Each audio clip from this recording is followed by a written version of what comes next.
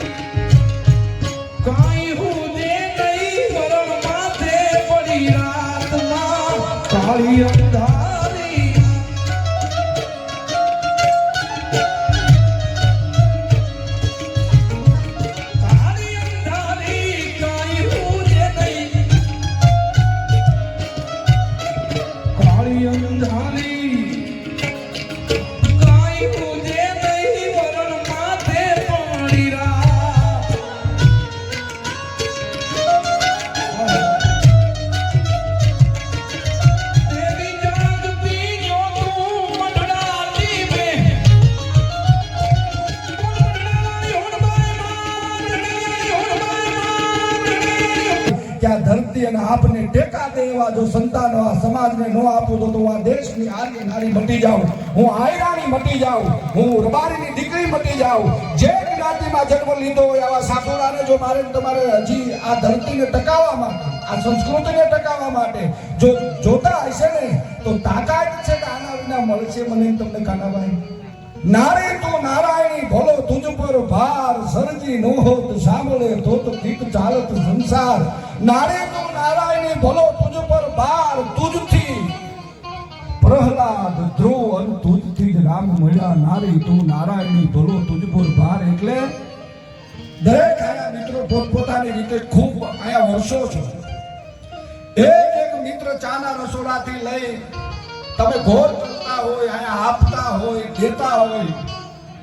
એક વાર સાહેબ બધાને જોડતા તાળીઓથી વધાવો. આયા કોઈ નાનો નથી, આયા કોઈ મોટો નથી, આનો કોઈ વ્યવસ્થાપક નથી કે આ કોઈ કરે છે.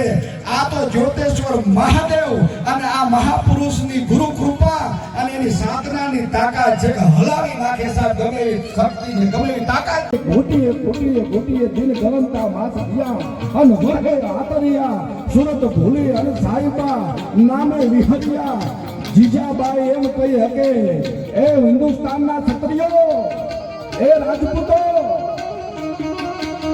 જે મોગલ સલ્તન હિન્દુસ્તાનને ભરડો લે છે, જેને હિન્દુસ્તાનનો એક પણ ક્ષત્રિય જેની સામે આંખ ઊંચી ન કરી શકે, એને જળ મૂળમાંથી ઉખેડી નાખે ને એવા જો રાજપૂતને જન્મ ન આપું તો હવે હું રાજપૂતાને મટી જાઉં સાહેબ. સરે આમ એને ચેલેન્જ આપી દો જીજાબાઈ કે રાજપૂતો તમારી તલવારો આજ જો આ મોગલની સામે ન હાલતી હોય અને હિન્દુસ્તાન આખું શરણાગતિ લેવા જતું હોય તો હું ભારત વર્ષની રાજપૂતાણી છું અને પ્રતિજ્ઞા લઉં છું કે આજથી હું જેને જન્મ આપું એને 18 વર્ષનો કરીને હજી દીકરાને જન્મ તો આપ્યો નતો. રામાયણના પઠન કરતી હતી અને આજની દીકરીઓ સાહેબ એને ખબર નથી, એના જીવનમાં ઉપાસના નથી. ને કે મારી તમારી દીકરીઓ હુરજની સામો નજર કરે અને હુરજને એમ કે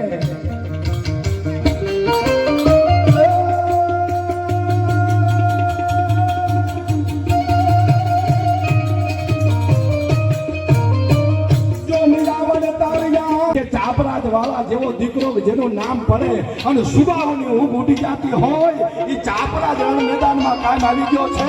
પણ એનો બાપ એભલ વાળો જીવે છે, એનો બાપ એભલ જીવે છે. કે તો એ ભલને લઈ આવી આપણે. પછી હું કરશું કે એ ભલને લાવીને આપણી ધરતીની દીકરી પરણાવી અને બીજા ચાપરા જન્માવી અને આપણા અહીંયા વીરો અને સુરવીરો ઊભા થાય અને એપલ વાળાને એ વખતે આખી કમિટી આવે, ત્યાંથી માણસો આવે, એપલ વાળા અમે તમને લેવા માટે આવ્યા છીએ. શું કામ? કે તમારા ચાપરાજનું નામ સાંભળીને અમારી ધરતીના માણસો, અમારા સરકારે નક્કી કર્યું છે કે અમે એભલવાળાને લઈ જાય, અમારા દેશની દીકરી પરણાવી અને બીજા ચાપરાજ ઉભા કરવા છે. તેથી એભલવાળાએ એટલું કીધું તું ઘડી કાંઈ બેહો, હું મારા ચારણને બોલાવું. કારણ ઈ કે ચાપરાજને જન્મ દેવા માટે તો જીભ કરડી અને જીવ કાઢી નાખે ને એવી કરણી જેવી કોઈ કાઠિયાની જરૂર પડે, બાકી જન્મ દઈ ન હકાય.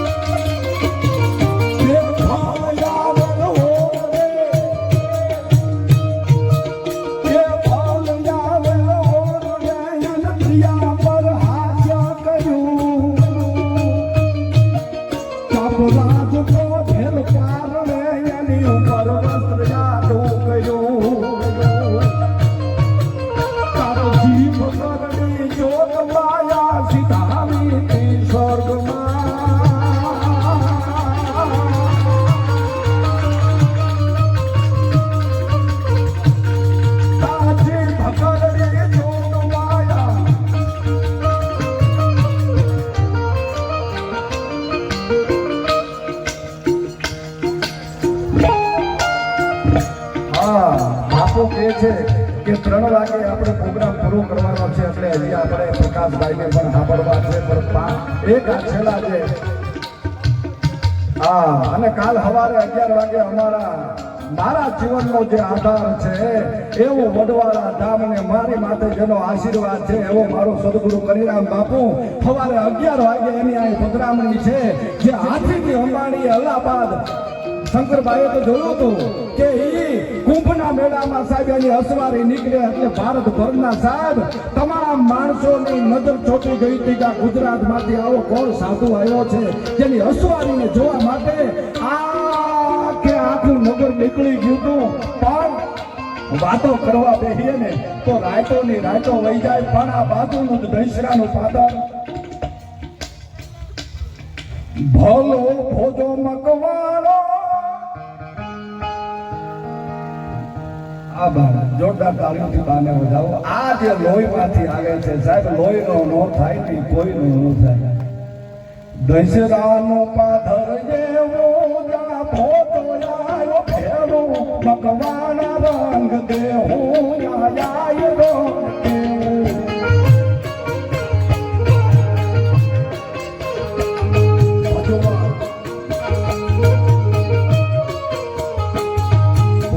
મકવાણો એવો તાતી તલવાર જેવો યુધે ચડે તો જોવો યાદાયનો ને કેવો.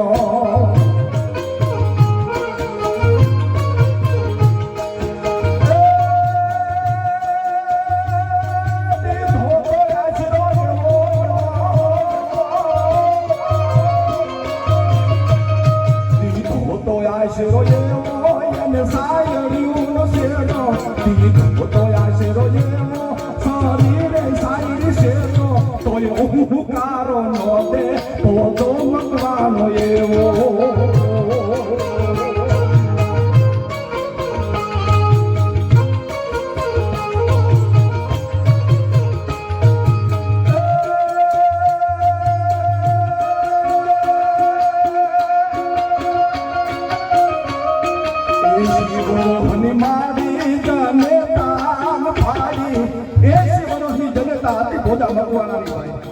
પણ એને ભરોસો કેટલો?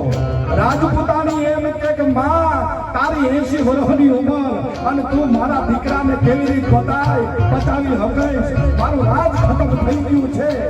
અને તેથી આયરાની 80 વર્ષની માથે ચાંદીના પતરા જેવા વાળ હતા. આખું એ ધીમું દેખાતું હતું કે હું 80 વર્ષની છું પણ મારો 20 વર્ષનો ભોજો મકવાણો કરીને દીકરો આંગણે બેઠો છે એના ખોરિયામાં પ્રાણ હોય તા લગીન જો તારા દીકરાનું રૂવાળું ખાંડું ખાવા દઉં તો આયરાની મટી જાઉં સાહેબ.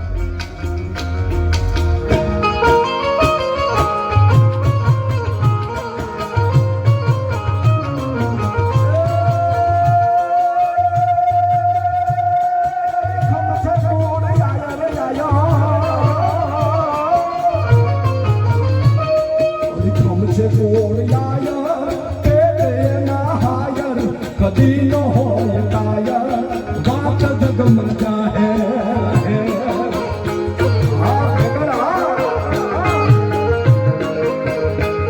અડીખમ છે ગોળ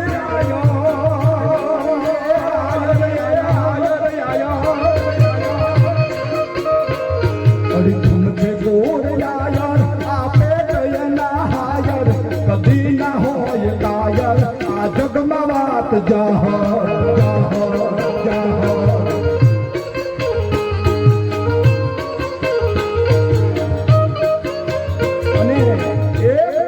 મને બહુ ગમે છે હૃદય વાલી છે આતંક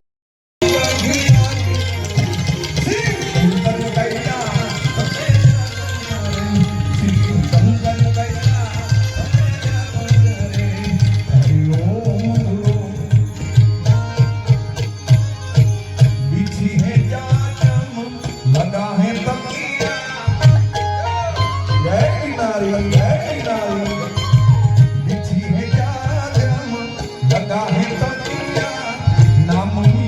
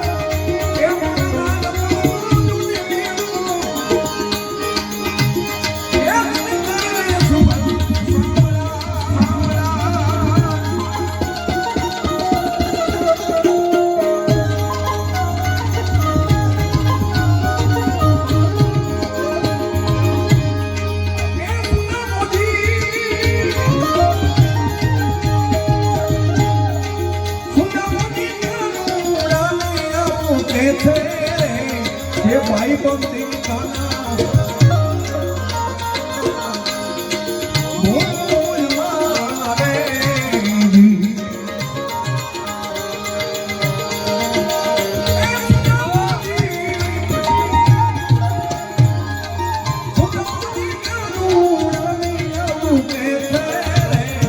ભાઈ બંધી કાના ભાઈ બંધી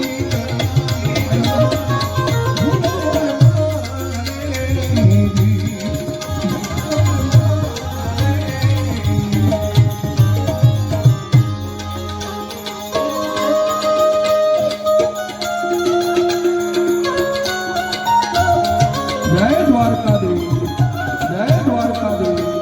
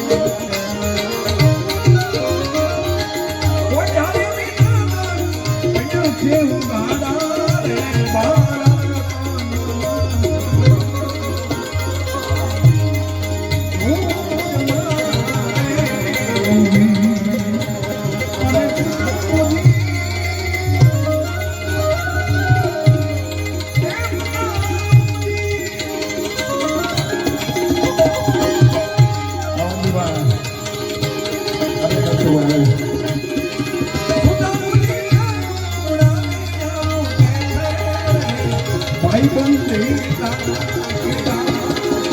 કે ભાઈ બંધી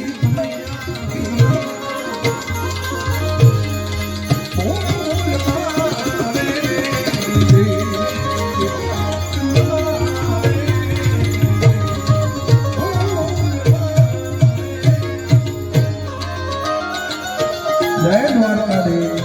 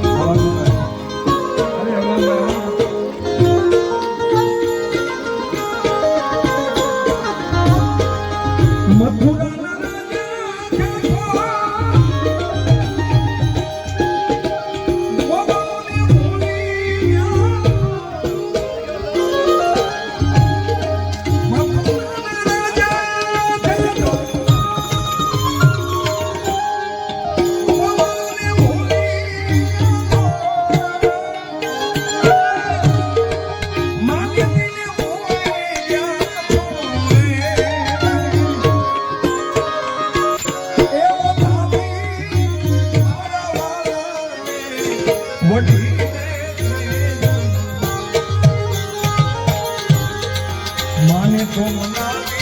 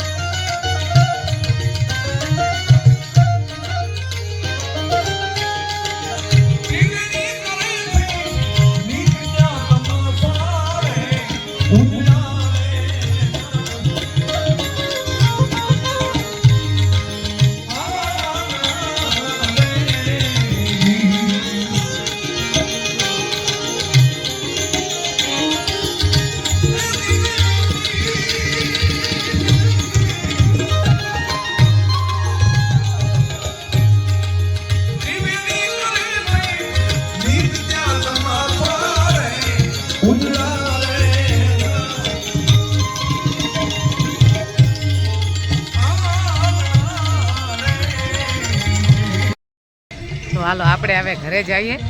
હમણાં વાગ્યા 3, કેમ કે હવે ભજનનો પ્રોગ્રામ થયો પૂરો. ખૂબ જ આનંદ આવી ગયો અને ઘોડ તો બહુ જ થઈ. ભોળાનાથની દયા તો દયા હો ભાઈ. આજ ઘોડ જોઈને આનંદ આવી ગયો અને બાપુના દર્શન બી ખૂબ જ સરસ થયા. બસ આપણે જઈને હવે કરીએ થોડીક વાર આરામ અને પાછા સવારે આવશું. વિડીયોમાં બન્યા રહેજો. તો અમે હવે તમને આગળ તો નહીં બતાવી પણ હું હવે વિડીયો એન્ડ કરીશ. વિડીયો સારો લાગે તો લાઈક, શેર અને સબસ્ક્રાઈબ કરજો.